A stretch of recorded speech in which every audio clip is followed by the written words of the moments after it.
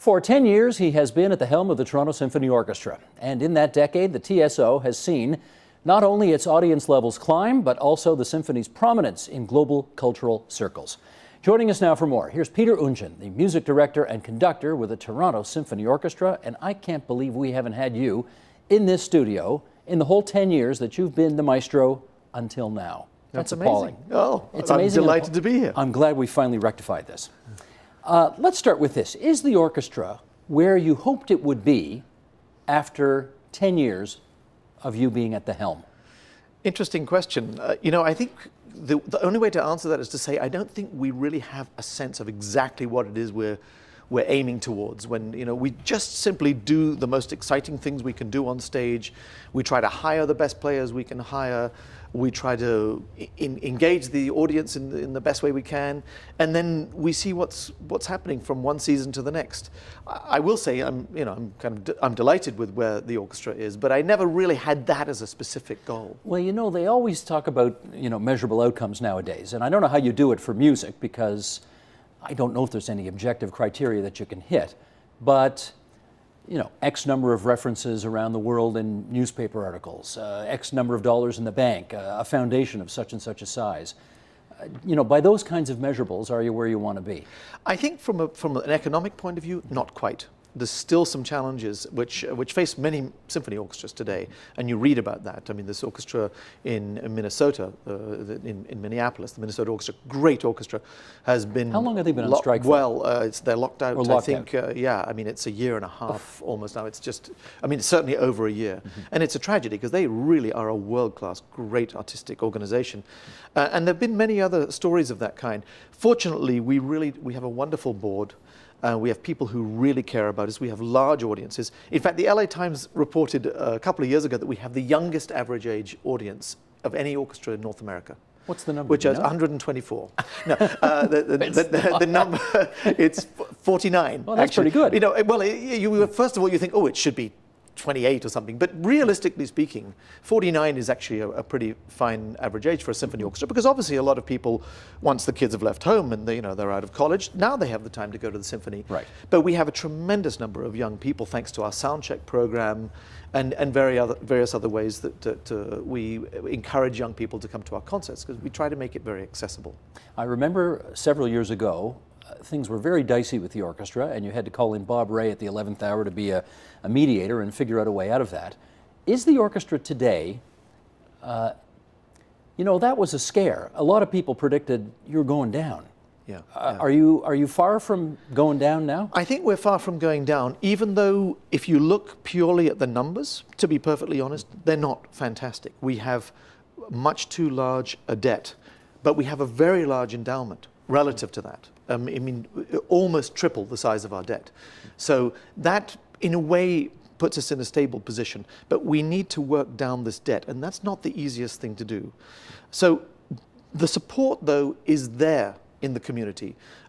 It's more a question of how we cultivate it. I think we've cultivated audiences very well, and we've cultivated a very large spread of donors.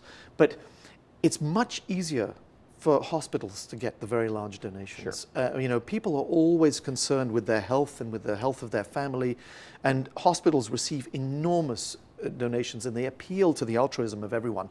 A symphony orchestra, people feel like, it's valuable to the city, but why is it that somebody should have to be giving $1 million here and $1 million there and $3 million there to a symphony orchestra? And the truth is that that's the model that works, in fact. And in the US, there are several orchestras that have endowments way over $200 million, and our endowment is not even 30 million yet. So we have a long way to go from that point of view, and we have government and tax structures that encourage this building of the endowment, and a lot of people are really working very hard on it, and I anticipate some exciting years ahead and a lot of progress in that regard. But you really need more stinking rich people who love symphony music, don't you? Absolutely, who understand the value of it and who really feel this is a great place to put the resources that I'm fortunately able to afford, because I think having a stable orchestra and a really lively cultural institution such as the Toronto Symphony Orchestra really makes Toronto a greater city. I gotta say, most nights I'm there, the crowds are good. I was there you weren't conducting that night, I was there a few weeks ago, and I did notice a few too many empty seats. And I wonder if there are nights when you look out at the audience as you're taking your bow to start the evening or end the evening and see those empty seats and think, damn it, why aren't they full? Yeah. You ever have those moments? Yeah, absolutely. There's no question about it. And then you start to examine, okay, what is it that we should be doing differently? I mean, we're there a lot. It's very different from an opera company or a ballet company who do a few productions a year. It's very exciting. They can market for a production, but it's 10 performances, 12 performances, whatever it is. We have to market for 2 or 3 performances, and very frequently, because we do so many different programs every year. That makes it more tricky. And then figuring out exactly how to program, this is something that's really an art on its own. We could play sort of the planets, or Beethoven 5, Beethoven 9, Dvorak New World Symphony, but how long can you go on doing that, you see? It's so funny you brought that up. That is exactly the next question I was going to go to. Good. You have anticipated it perfectly. Yeah. Because I did want to get a sense of, the people who need to sell the tickets want you doing Beethoven 5, Beethoven 9 all the time, I guess. You, as much as you love those pieces, I imagine can get tired of doing that over and over and over again. Well, that's true. And we have to keep stretching our own imaginations as artists and discovering new pieces. And so obviously I have an approach, which is to say to people, trust me, come to this concert. Just in recent times, we did Carmina Burana, one of the most popular tickets, right, in classical music. But I put in the first half 2 pieces that are magnificent, but not well known. One, a beautiful song cycle by Benjamin Britten, who was one of the greatest composers. 100th anniversary this year. 100th anniversary this year. I was a very lucky 10, 11-year-old to make several recordings with Benjamin Britten as a singer, and playing the Indian Bells in the Midsummer Night's Dream recording with the London Symphony Orchestra and so on. So I knew Britten myself, so recognizing his 100th anniversary was very important to me. And so we put this beautiful song cycle of tenor, horn and strings, wonderful poems, but dark. It's about silence, it's about death, it's about night. It was so evocative. And we managed to get, in 3 nights, almost 7,000 people to hear these beautiful songs of Benjamin Britten. But my hunch is they all left going bum, bum, bum, bum.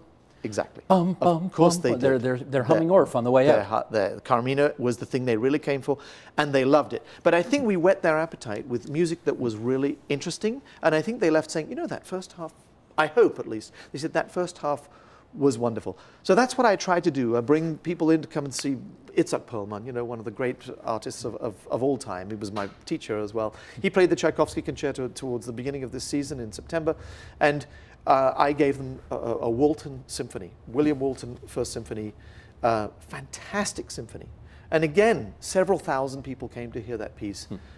Probably 1 or 2 felt a little upset with me for making them sit through it. But I can't worry about that. We have to have the curiosity to hear new things. It's a great city. It's a culturally vibrant city, and there's a lot of really fabulous music that is not often played and not that well known. It may be a sacrilegious thing to admit, but do you get tired of conducting Beethoven's Ninth? No. You don't? Absolutely not. And I'll tell you why. I don't get tired of conducting anything, actually. And I never forget, I used to be a violinist, and I played in the Tokyo String Quartet, and we would play 130 to 140 performances every year, and all over the world, and so we would travel tremendously. And I remember going out on stage to play the Ravel String Quartet, a beautiful, a very famous piece and very beloved by most chamber music societies, so we're asked to play it very often.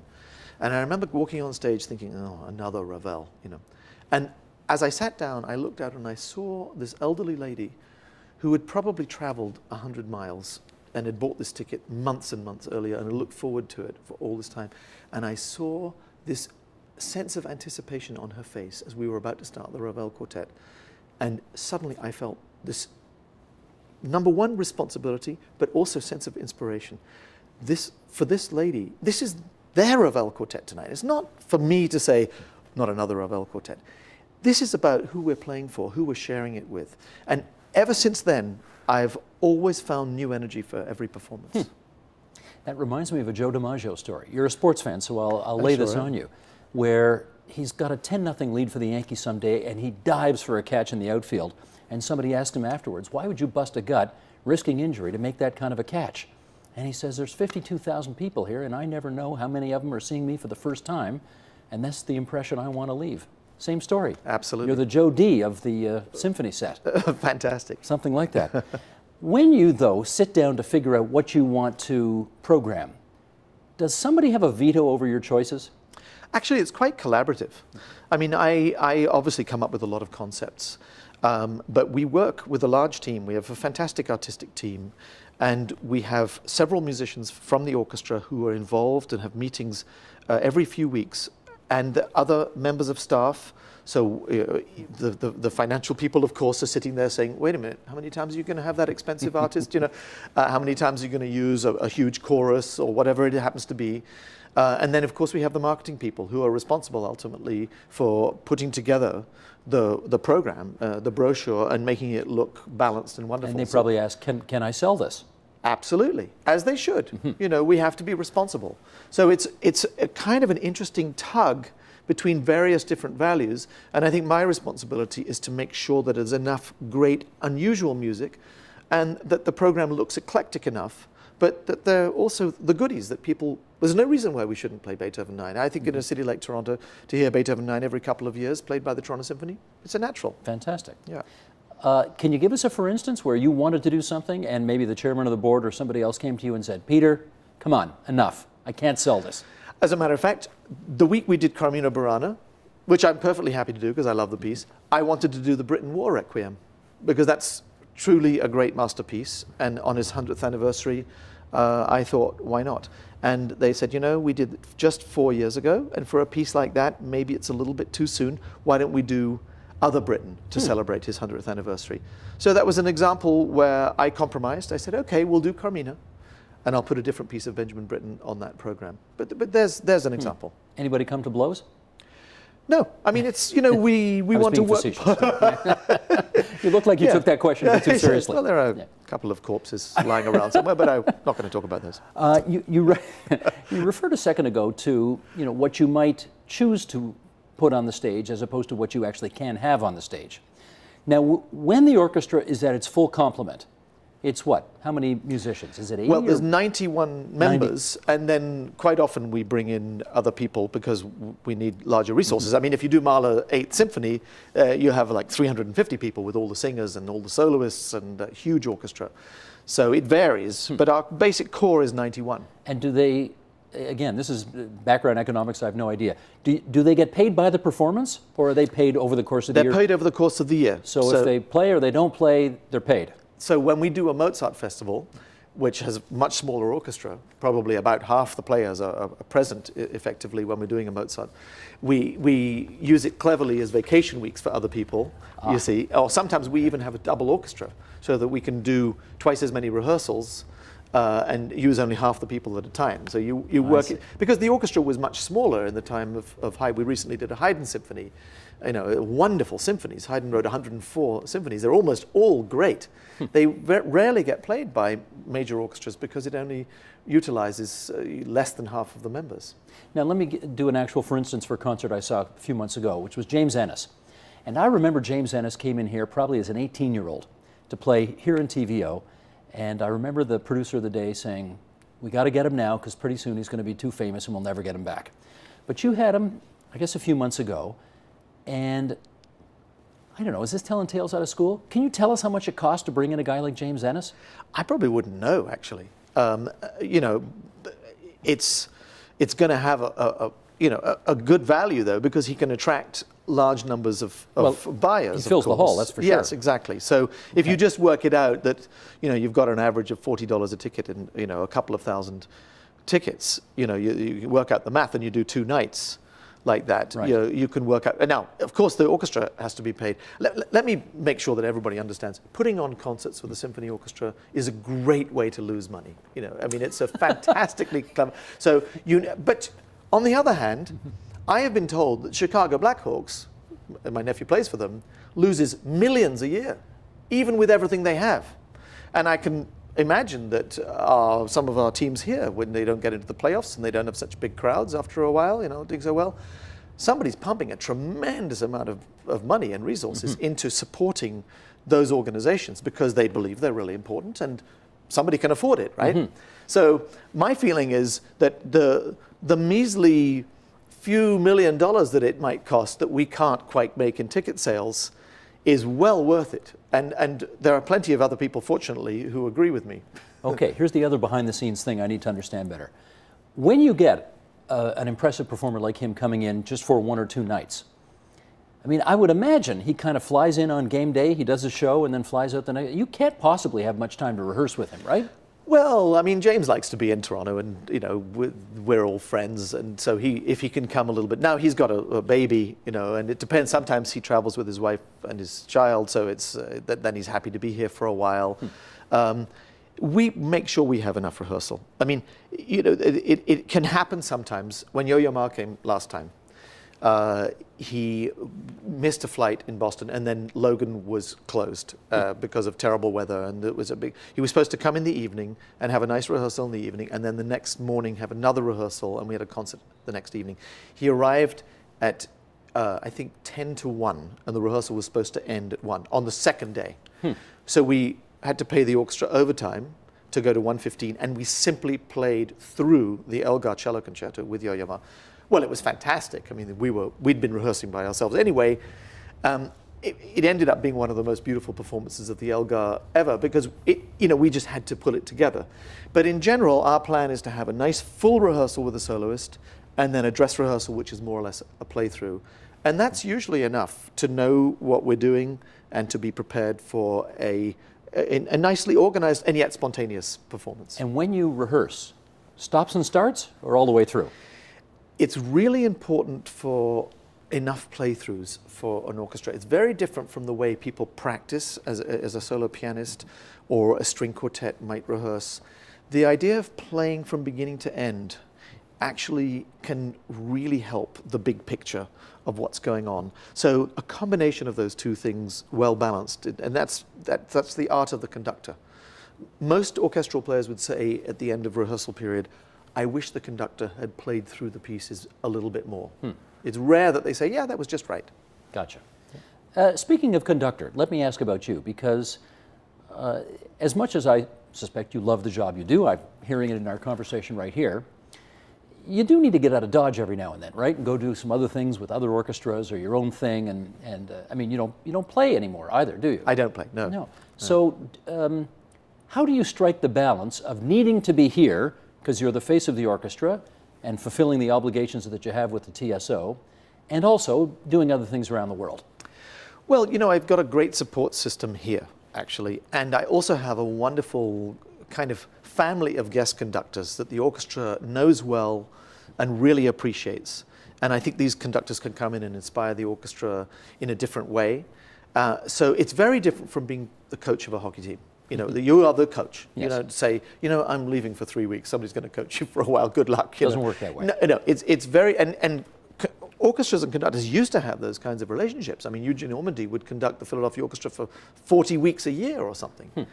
Today, if a music director conducts about 12 weeks or 14 weeks, that's a lot. And the rest of the time, there are other people who come in to look after it. And that allows me to go and I'm also music director of the Royal Scottish National Orchestra now, and so I spend 8 to 10 weeks a year in Scotland, and then I guess conduct many different orchestras all over the world. But I also love to be at home because I like to be with my family, and I love to play tennis, and you know, I have a lot of other interests as well, and that's very important to balance your life. Do you miss playing the violin? Yes, I do sometimes. So why don't you play it? Well, the reason I stopped playing the violin is because I lost control of my left hand. I didn't know that. Yeah, I had something called focal dystonia, which is a very odd thing, and it doesn't affect anything else you do. But when I pick up the violin, I can't completely control the mechanics of my left fingers. Now, I did play last year. I played the Bach double at the 90th anniversary of the Toronto Symphony Orchestra. I decided to do one final performance with Itzhak Perlman. And I practiced for probably 100 hours to play for 16 minutes, rather uncomfortably because I wasn't quite sure what my hand was going to do. But I was glad I at least came back and played once with my beloved Toronto Symphony Orchestra. But I'm not particularly interested in doing it again because it's hard to enjoy. You know? So when you see Pinter Zukerman with the NAC up there conducting and playing together at the same time, A little bit jealous, a little bit angry, a little bit... Well, I mean, even when I played the violin, I was a little bit jealous of Pinter Zukerman's violin playing. Let's face it, I just actually did the Bruch Concerto with him at the Edinburgh Festival. Okay. And I stood there, and I've known him since I was 19. He's actually the reason I left England and came to America. So, but I mean, and still, to this day, he's a most amazing violinist. He just, it sounds so completely fresh and extraordinary. So, but I'm not, you're sort of joking a little bit. Yeah. Do I wish I could still really express myself on the violin? Once in a while, but conducting is a different form of expression. And I actually believe that if I'd been able to play all these years, I would never have dedicated myself as completely to conducting, and I probably wouldn't have learned all the repertoire. And I probably even wouldn't have felt this profound need to really try to become a fine conductor, because I always would have had the violin to fall back on. I didn't. So it was like, now this is the new direction. Go 100%. What does it take to be a really fine conductor? Well, a lot of different things. I mean, I think that you can describe many fine conductors and say they have very different attributes. I think you have to be very passionate. You have to be a natural communicator. It's helpful if you have what they call in the business good hands, so that when you do a gesture, it's quite easy to follow. But there have been some successful conductors actually who are not that easy to follow. There's some other thing that makes them successful, some force of personality that is read by the musicians in a different way. I think personally today, I think you have to really care about people. You have to care about the musicians, because they're the artists. They're making the sounds. They're making the magic happen. You're only enabling it or trying to inspire it. And I think you have to have a tremendous amount of energy, because you've got to be a motivator, and you cannot give up for one. So if you start to lose it on the podium, it's very difficult for the musicians to be engaged. So, a lot of different qualities. I guess the fact that, I don't know this, but I assume it's true. They're doing the playing, but everybody's really watching you, aren't they, in the audience? I mean, can you feel that? Yes, I think you do feel that. I mean, you have the sense that you are kind of a focal point for the music. And somebody came up to me recently and said, I've heard this piece so many times and I never liked it. And then I sat in the choir stalls for a concert, and I watched your face and I watched your mechanics. You should explain that. The choir stalls are actually behind the stage. Exactly. So they're looking at you instead of at your back. They've got the view the orchestra has in that case. And which are great seats, by the way. It's very exciting. The sound is wonderful, and you're on top of the players. You look down on them. And the person said, I understood the piece, because I watched your expression, and all of a sudden the piece had much more meaning for me. So I think that is one of the responsibilities. Now, there are many great conductors who do not necessarily exude so much expression. They do it in a different way. I have great respect for that. I personally feel that the visible expression of the mood and exact character of every line is the essence of conducting.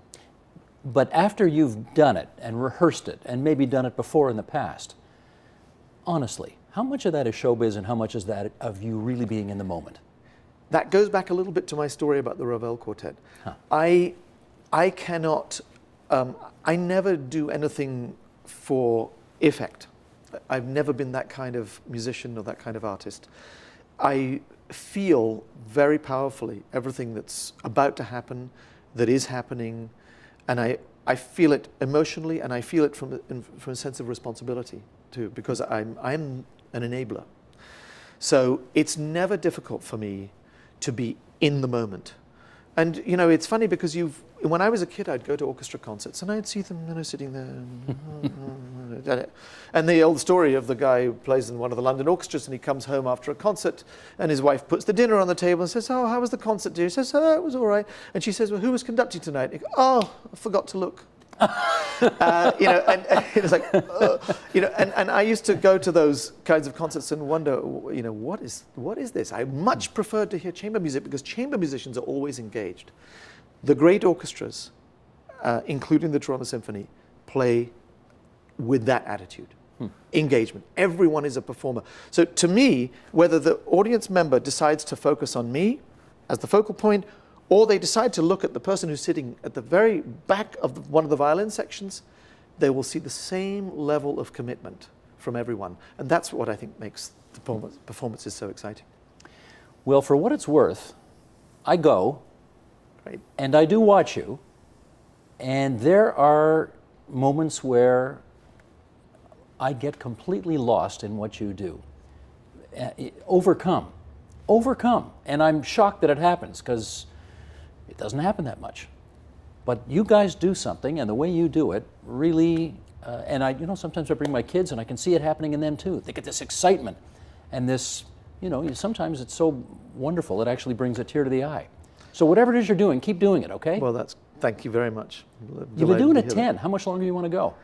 As long as there's momentum, and I will feel the moment. There's always a moment to move on, right, for both sides. I think we have really good energy right now, and I want to see there's certain things I really want to do. I want to get the orchestra to play in Europe, and I'd love to take the orchestra to the Far East. I think the orchestra needs to be heard around the world, and so that's my next goal, and then we'll see. Cool. Peter Oundjian, it took 10 years, but I'm delighted to finally have you here, and it's been great chatting with you. Thank you so much. Thank you, Steve. Support Ontario's public television. Donate at tvo.org.